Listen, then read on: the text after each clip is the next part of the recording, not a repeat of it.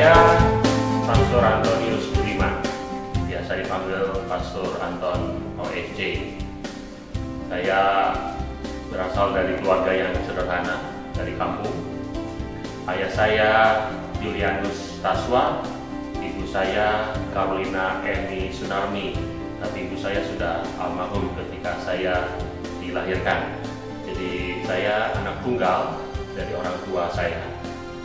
Dan kemudian meskipun saya anak tunggal, tapi saya masih punya saudara-saudari dari paman, dari bibi, banyak keponakan juga, banyak sepupu juga.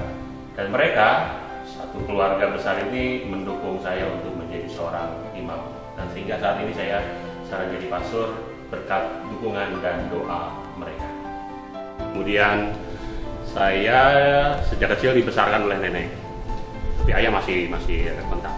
Jadi dibesarkan oleh nenek dari kecil sampai dengan saya sebelum masuk seminari saya tinggal dengan nenek. Bahkan kalau libur pun saya pulangnya ke rumah nenek. Nah, saya tinggal di Cigugur, Kuningan. Jadi saya orang USA, orang Sunda asli. Tinggal di Cigugur, jadi kalau pulang ya ke Cigugur. Kemudian masuk, jadi tinggal di Jawa Barat ya, saya masuk di Jawa Barat.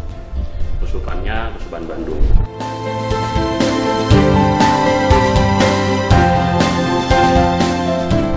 Pertama tertarik jadi pastor itu timbul tenggelam, saya sebut timbul tenggelam. Jadi saya merasa bahwa ketika saya merenungkan, merefleksikan bahwa panggilan itu berarti ada orang yang memanggil. Jadi saya mau menanggapi bahwa merasa bahwa saya terpanggil. Kenapa dipanggil, merasa terpanggil ketika saya SD lah, sebutlah SD. SD saya dibaptis kelas 3 SD. Dibaptis kelas 3 SD. Bukan baptis bayi, jadi saya belajar dulu segala macam hal. Kemudian dibaptis tahun 90, dibaptis. Kemudian setelah dibaptis saya mulai aktif di lingkungan kegiatan gereja. Jadi misdinar, ikut Legio Maria, segala macam. Kemudian di sekolah saya tidak pernah mengutarakan. Saya tidak pernah mengutarakan dari kecil sampai dengan SMP itu saya tidak pernah mengutarakan bahwa saya ingin jadi pastor, tidak pernah. Meskipun ya ada keinginan untuk jadi pastor, tapi saya tidak pernah mengungkapkan itu. Timbul tenggelam ya, maksud saya timbul tenggelam, tidak menyatakan bahwa cita-cita saya pastor, tidak pernah. Dulu waktu kecil itu saya lebih banyak mengungkapkan cita-cita saya itu ingin jadi TNI ABRI. Ketika ditanya, oh enggak, saya mau TNI. Tapi kemudian ketika saya pakai kacamata, kelas 4 ya, kelas 4 saya kacamata, wah nggak mungkin saya jadi TNI, karena nggak mungkin pakai kacamata. Akhirnya mulailah tumbuh lagi, ketika gaul di gereja, tugas jadi misdinar, relasi di doa segala macam, jadi mulai tumbuh ingin jadi pastor, tapi tidak pernah mengutarakan. Di sekolah, saya tidak tahu. Di sekolah juga saya tidak tahu kenapa guru-guru itu selalu mengutus saya untuk mewakili sekolah ikut retret panggilan di Pratista waktu itu. Jadi setiap kali ada retret panggilan selalu saya yang diutus. Sehingga saya mau menyebut bahwa panggilan saya itu ada unsur campur tangannya orang lain juga. Jadi bukan murni, oke, ada dari saya memang ada keinginan untuk jadi pastor, tapi juga dibantu oleh orang-orang di sekitar saya yang kenal saya dan mereka mau mengarahkan saya ke situ. Di sejak sekolah itu saya sudah mulai dilibatkan dan kemudian bahkan disuruh ikut retret panggilan. Nah, mau tidak mau ya pasti akan mulai kenal, bertumbuh segala macam hal. Nah, kemudian setelah mau lulus SMP itu banyak pilihan bagi saya, masih bimbang gitu. Kelas 2 itu saya sudah dipanggil oleh suster kepala sekolah. Kamu cita-citanya apa? Saya bilang saya mau jadi insinyur karena saya senang gambar. Dia tanya, loh, kenapa kamu tidak ingin jadi pastor? Hati kecil saya ingin meluap, ingin ngomong, tapi enggak, suster, saya ingin jadi insinyur saja. Tapi kemudian di kelas 3, pertengahan kelas 3 itu saya menyatakan saya mau jadi pastor, mau masuk seminari. Nah, lulus SMP saya diantar oleh guru agama saya. Waktu itu Pastor Rutten, pastor kepala paroki di Cigugur. Kemudian saya diantar ke beliau dan kemudian menyatakan bahwa saya ingin masuk seminari di Dukung. Sebenarnya saya pinginnya ke Martogedan. Tapi Pastor Rutten mengatakan jangan usah jauh-jauh, di Bandung juga ada. Ya sudah, saya akhirnya mengikuti apa yang diucapkan oleh Pastor Rutten, pastor kepala saya itu di Cigugur. Akhirnya saya mendaftar ke Seminari Cadas Hikmat di Bandung. Seminari Cadas Hikmat itu tinggal di seminari, tapi sekolahnya gabung dengan SMA umum. Jadi ada perempuannya juga, ada cowoknya juga, jadi gabung di situ. Saya berangkat ke Bandung. Kesan yang saya ingat sampai dengan saat ini adalah dari kecil saya tidak pernah mengungkapkan itu kepada orang tua. Bahwa saya mau masuk seminari, saya tidak pernah mengungkapkan sedikit pun bahwa saya ingin masuk seminari. Tapi ketika saya di kelas 3 itu mengatakan 3 SMP ya, saya mengatakan saya mau masuk seminari. Orang tua saya juga tidak memberikan respon boleh atau tidak boleh gitu ya. Tapi mengatakan diam saja. Tapi kemudian ayah saya itu yang mengantar saya ke seminari. Saya masih ingat, jadi saya berangkat naik travel diantar oleh ayah saya. Kemudian setelah masuk diantar sudah sampai seminari ya. Itu kan pagi, berarti nyampainya pagi. Ayah saya tuh masih memberi saya jaket yang dia kenakan waktu ngantar saya itu diberikan ke saya. Dan tidak ada omongan apapun juga, itu yang penting jaga diri. Dia kan hanya jaga diri. Udah, itu ya apa itu saya kira itu momen perpisahan saya dengan ayah. Sehingga ya sudah, saya masuk seminari, sekolah jalan di seminari. Jadi seminari itu ada pendidikannya juga, di sekolah SMA juga ada pendidikan. Jadi ketika saya lulus dapat 2 rapot dan 2 ijazah, rapot seminari dan rapot dari sekolah.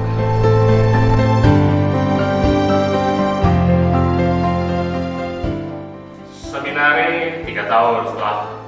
Selama seminari itu saya sudah memutuskan dengan bulat sih sebenarnya. Jadi saya, karena paroki saya dilayani oleh pastor-pastor OSC, di seminari juga dengan pastor OSC. Jadi di benak saya tuh jubah OSC inilah yang sudah terpatri di pikiran saya. Jadi sudah berpikiran bahwa saya akan menjadi pastor OSC.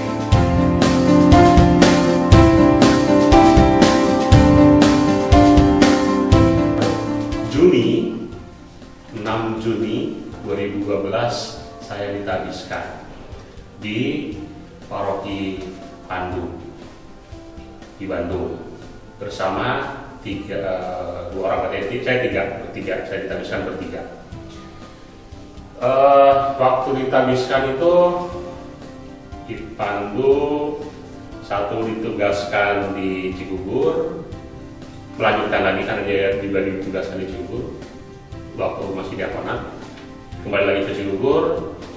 Kemudian satu itu ke novisiat kalau tidak salah itu novisiat. Kemudian saya pas tabisan itu penugasannya pertama saya adalah ke Asmat, Papua.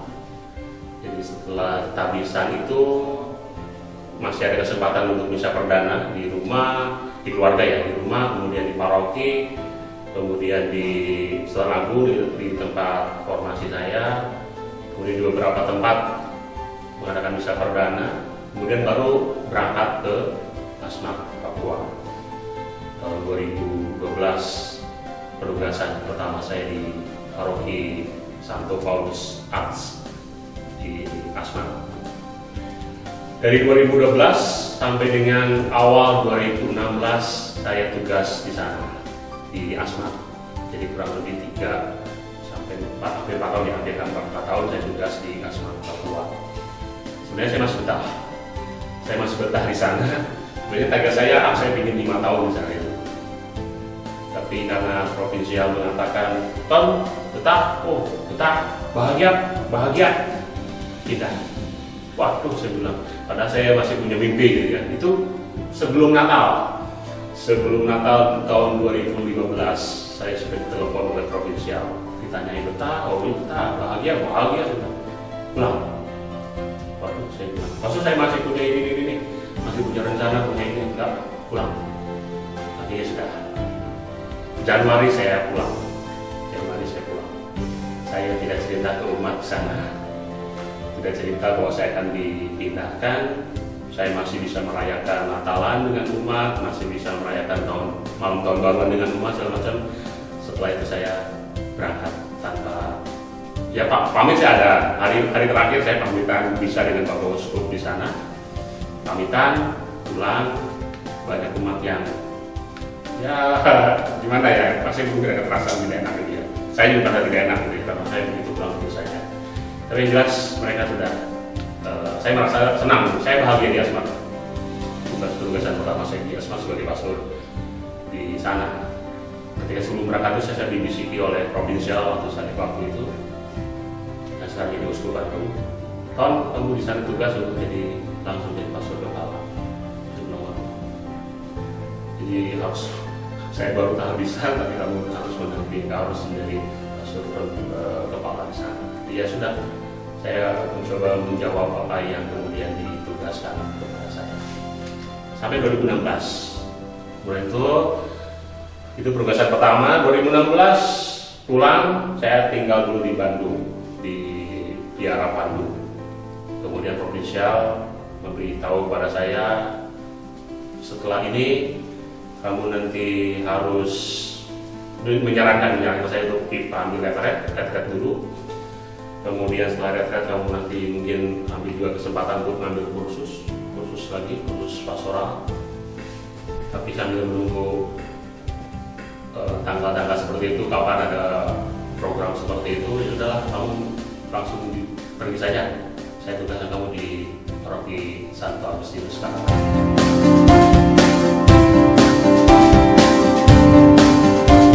Paroki Karawaci itu seperti apa sih?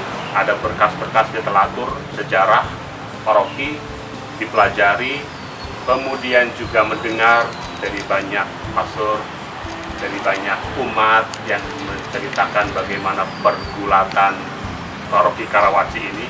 Karena ketika saya datang ke sini, bangunan gereja ini hampir selesai. Jadi mau ditempati lah, katakanlah mau ditempati, artinya kan belum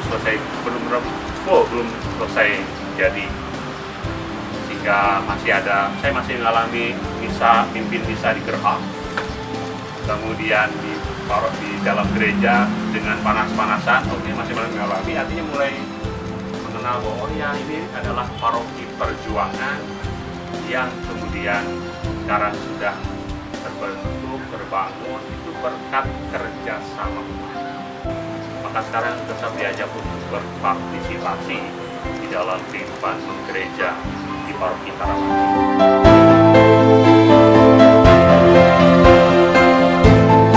Karawaci ini sangat sistematis ya, terstruktur, dan kemudian itu sebenarnya bukan pastor sentris. Jadi sekarang melibatkan orang awam pun, dan kemudian mereka punya kemampuan, punya kapasitas, punya hal yang bisa disumbangkan kepada gereja, dan itulah yang harus seorang pastor harus bisa merangkul siapapun juga. Karena gereja ini bukan milik saya, gereja bukan milik pastornya, tapi gereja ini milik umat. Saya suatu saat bisa pergi, bisa pindah maksud saya, tapi umat kan masih di sini. Jadi sebenarnya saya menyadari bahwa ini saya harus berkarya bersama dengan umat, dan mereka lah yang sebenarnya mau terus akan menghidupi paroki ini, menghidupi gereja ini, karena mereka yang memiliki. Saya juga pasti ada perasaan memiliki, tapi kan suatu saat juga akan pindah, akan berkarya di tempat lain juga.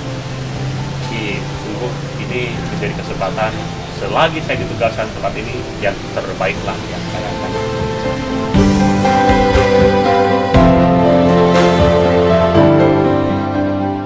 Teman-teman semua yang sekarang ada di Bina Iman Anak atau sekolah-sekolah di SD, SMP, SMA tidak masalah lah.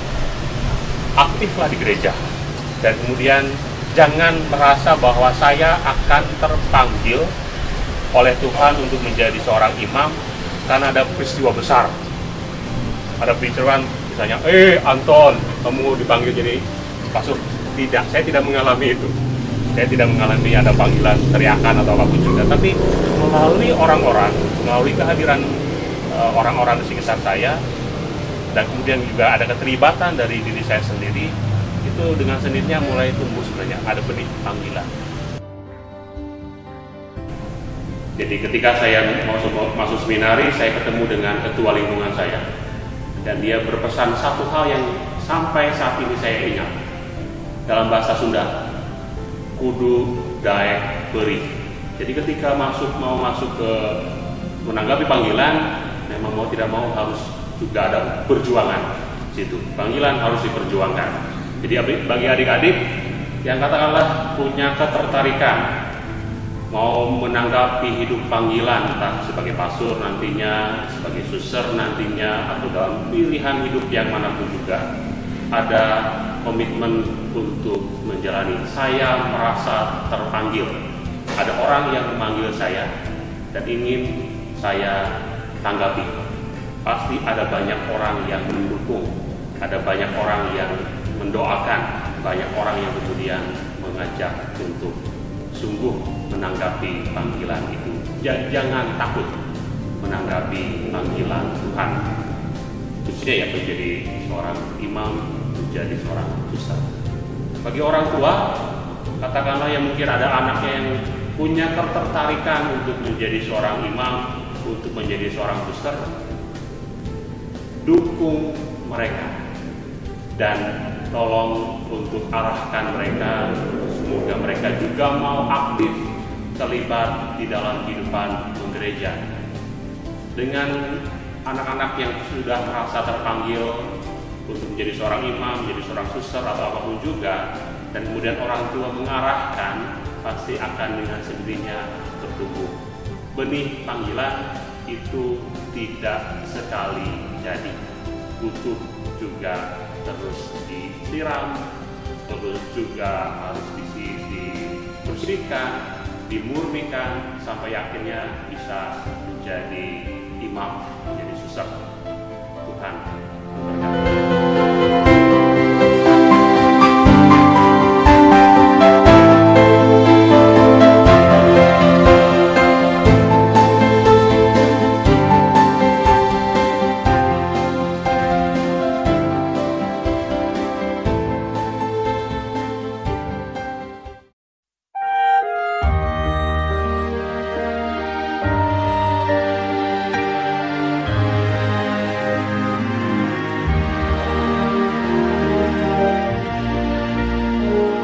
Jalani hidup ini lewat bukit dan lembah, lewat gurun dan lautan, ku terjang badai tefan. Tak ku rasa menderita walau miskin dan hina, ku serahkan harapanku di bawah salibmu. Dalam hidupku selalu ku dengar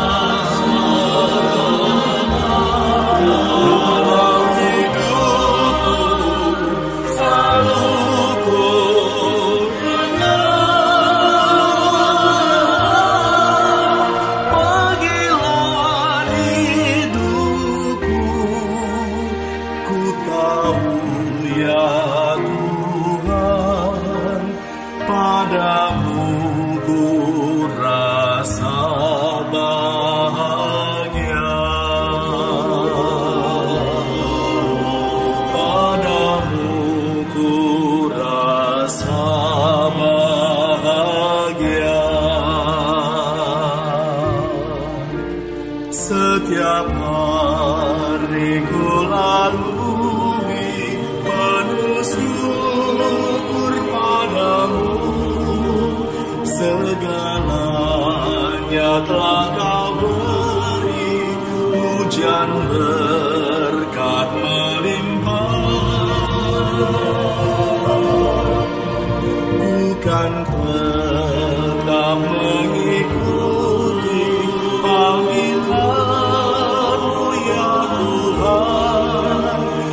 serahkan segalanya di bawah salib-Mu. Dalam hidupku selalu ku dengar, dalam hidupku selalu ku